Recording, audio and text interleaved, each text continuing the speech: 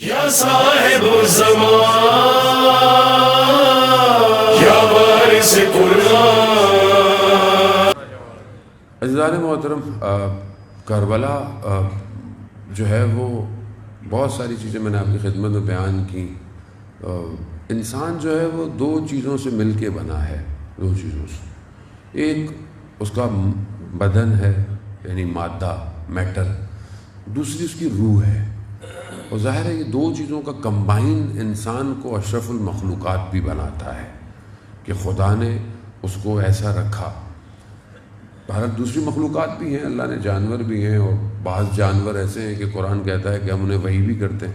شہد کی مکھی، خدا کہہ رہا ہے کہ میں نے اس کو وحی کیا جیسے وہ شہد بناتی ہے۔ اسی طرح اور بہت سارے جانور ہیں کہ جن کا نظام، جن کی چیزیں آپ دیکھیں تو بہت سسٹمیٹک ہے۔ آپ بعض کیڑے حشرات کو دیکھیں، وہ سسٹمیٹک ہے، لیکن اشرف المخلوقات نہیں ہے۔ پرندہ پرواز کرتا ہے، انسان کہتا ہے کہ میں بھی پرواز کروں گا، پرندہ پرواز کر رہا ہے، کوئی کمال تو نہیں ہے۔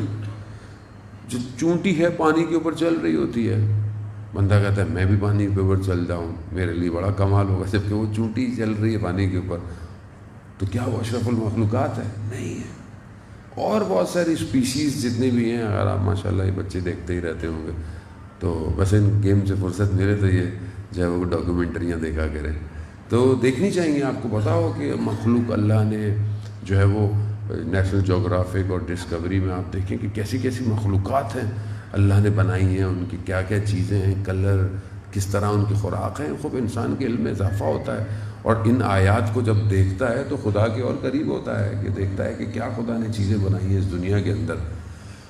اب آپ دیکھیں کہ پھر بھی اشرف المخلوقات کوئی نہیں ہے۔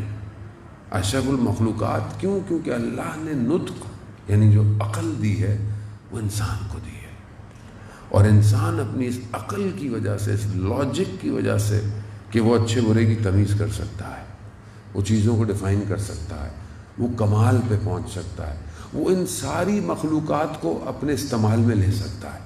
اسی لیے حدیث قدسی ہے، پروردگار ارشاد فرماتا ہے کہ میں نے ساری مخلوق کو اے بنی آدم تمہارے لیے خلق کیا، لیکن تمہیں میں نے اپنے لیے خلق کیا۔ اگر انسان خدا کی طرف نہیں بڑھے، خدا تک نہیں پہنچے، تو اس کا مطلب ہے کہ یہ دو چیزیں بہت ضروری ہیں، اس کو سمجھنا۔ میں بہرحال زیادہ وقت نہیں لوں گا آپ کا، یہ بہرحال بچے بھی بیٹھے ہوئے ہیں، بچوں کے لیے مجلس پڑھنی پڑے گی آج مجھے، تو دو چیزیں بہت امپورٹنٹ ہیں۔ یہ دو چیزیں ہمیں پتہ ہونا چاہیے کہ جیسے ہم بدن کو خوراک دیتے ہیں، یعنی کھانا کھاتے ہیں، پانی پیتے ہیں اور آرام کرتے ہیں، لباس پہنتے ہیں، سردی سے بدن کو بچاتے ہیں، گرمی سے بچاتے ہیں، سارا کام انسان کرتا ہے کیوں؟ بدن کے لیے۔ اسی طرح روح کو بھی ان ساری چیزوں کی ضرورت ہے۔ روح کو بھی خوراک چاہیے، روح کو بھی لباس چاہیے، روح کو بھی بہت ساری چیزوں سے آپ کو بچا کے رکھنا ہے۔ تو اب اس روح کے لیے ہمارے پاس کیا ہے ٹائم ٹیبل، یا روح کے لیے ہمارے پاس فلو چارٹ کیا ہونا چاہیے؟ اب ظاہر ہے کہ جہاں سے روح آئی ہے وہی بتائیں گے کہ اس روح کو رکھنا کیسے ہے۔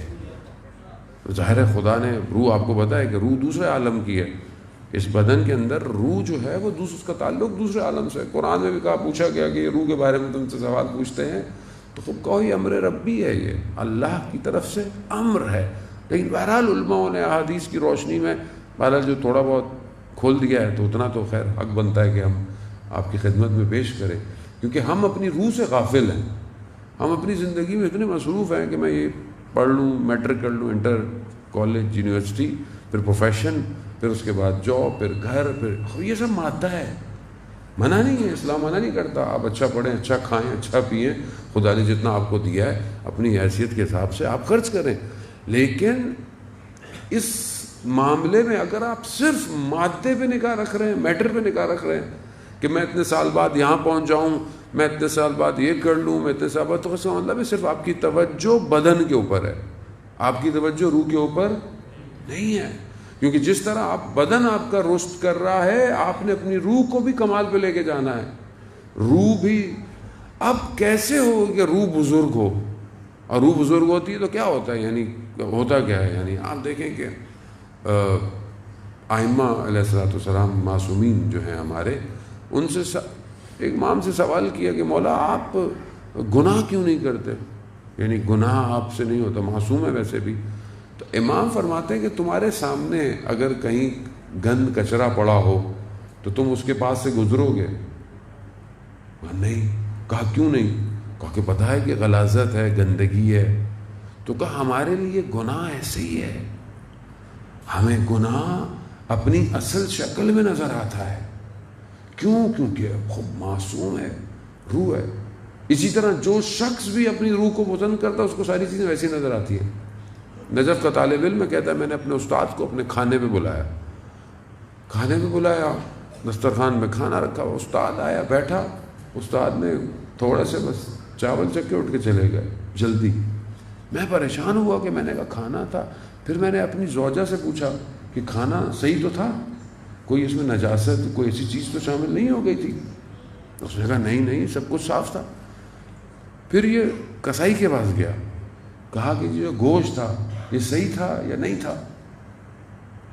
کہا میں تم سے پیسے نہیں دوں گا، میں تم سے بس پوچھوں گا. تو اس نے یہی کہا کہ گوشت جو ہے مطلب جانور پتہ نہیں مر رہا تھا یا مردہ ہو چکا تھا، بہرحال میں نے جو ہے وہ. اب یہ اپنے استاد کے پاس گیا، کہا کہ آپ نے کھانا کیوں نہیں کھایا؟ کہا میں جب دسترخوان پہ بیٹھا تو مجھے تمہارا کھانا نہیں، مجھے غلاظت نظر آ رہی تھی. کیوں؟ کیونکہ جو اصل ہے، خوب ظاہر ایک چیز اگر نجس ہے، حلال نہیں ہے، تو وہ اپنی شکل میں نظر آ رہی ہے. ہمیں کیوں نہیں نظر آتی؟ ہم صرف خدا نخواستہ اگر انسان دنیا ادارہ خاص طور پہ یہ سوشل میڈیا ہمارے ہاتھ میں ہے، کیوں ہم جوان خاص طور پہ اگر کوئی تصویر دیکھتا ہے، کوئی چیز دیکھتا ہے، اس کو برا کیوں نہیں لگتا، اس کو اچھا کیوں لگتا ہے؟ برا کیوں نہیں، ریپیل کیوں نہیں کرتی چیز، ریجیکٹ کیوں نہیں کرتی؟ مثال کے طور پر آپ بیمار ہوں خدا نخواستہ، یا کوئی مریض ہے، اللہ تعالیٰ سب بیماروں کو شفا کاملہ عطا فرمائے. اگر انسان کو بخار ہو جائے، خوب انسان ہے ظاہر بخار، آپ کے منہ کا ذائقہ ختم ہو جاتا ہے. اب آپ کے سامنے دنیا کا بہترین کھانا ہو، لذیذ کھانا ہو، آپ کھائیں گے؟ خطر نہیں. کیوں؟ کیونکہ ذائقہ ہی نہیں ہے، طبیعت ہی نہیں ہے. ایک شخص کو خدا نہ خاصہ وومٹ آئی ہوئی ہو، اس کے سامنے کھانا رکھو، بھائی رہنے دو، پھر وومٹ کروں گا کیا؟ کیوں؟ کیونکہ کیفیت اندر کی بدلی ہوئی ہے. اب اگر انسان کی جب روح بزرگ ہو جاتی ہے یا اس راستے پہ چلتی ہے تو اس کی کیفیت بدل جاتی ہے، تو وہ پھر چیزوں کو ریپیل کرتا ہے. گناہ، بعض علماء ایسے ہیں ان کی زندگی میں مکروہات بھی نہیں ہیں. جو مکروہ چیزیں ہوتی ہیں، مطلب رات کو کھڑے ہو کے پانی پینا کراہت ہے، حرام نہیں ہے، کراہت ہے، وہ بیٹھ کے پئیں، مستحب بیٹھ کے پئیں رات کو. یا اس طرح اور بہت سارے کام، عبادات میں مکروہات ہیں، اس طرح اعمال میں مکروہات ہیں. عبادات میں مکروہات ثواب کو کم کر دیتے ہیں، اعمال میں مکروہات اثر ڈالتے ہیں روح کے اوپر. تو اس لیے دونوں مکروہات بالکل الگ ہیں. اب کیسے ایک آدمی جو ہے وہ یہ سارے عمل کر رہا ہے، ایک آدمی ریجیکٹ کر رہا ہے، لیکن اگر نارمل میں دیکھوں میں اٹریکٹ ہو رہا ہوں، اس کا مطلب میری روح کمزور ہے، میں مادے میں پھنسا ہوا ہوں. ایک شخص جو ہے وہ اس سے کوئی غلطی ہو جاتی ہے، یا مثال کے طور پر گھر کے اندر اونچی آواز میں بات کر لی، اپنی وائف کے ساتھ تھوڑا سا تلخ کلامی ہو گئی، شرمندہ نہیں ہو رہا، بلکہ اور کہہ رہا ہے کہ یہ تو میرا حق بنتا تھا، میرا یہ تھا، میرا وہ تھا. لیکن ایک شخص جس سے ذرا سا اونچا ہو جائے فوراً شرمندہ ہو رہا ہے. کیوں؟ روح بزرگ ہے، روح پرواز کی طرف ہے. یہ سب سے بڑا میٹر ہے. آج جس ہم دور میں رہ رہے ہیں مادے کے اندر، وہاں ہم اپنی روح کے اوپر کام نہیں کر رہے. جانے موت، روح کے اوپر کام جو ہے وہ تبھی ہوگا کہ جب ہم اپنی روح کو وقت دیں. یہ جو عبادات ہیں، یہ جو مستحبات ہیں، یہ جو نیک عمل ہے، یہ روح کو وقت دینا ہے اصل میں. یعنی صرف اگر ماں باپ کے چہرے کو دیکھنا نیکی سے روح کو بزرگ کرتا ہے. یعنی بغیر کسی لالچ کے آپ چہرے کو دیکھ رہے ہیں، مسکرا رہے ہیں،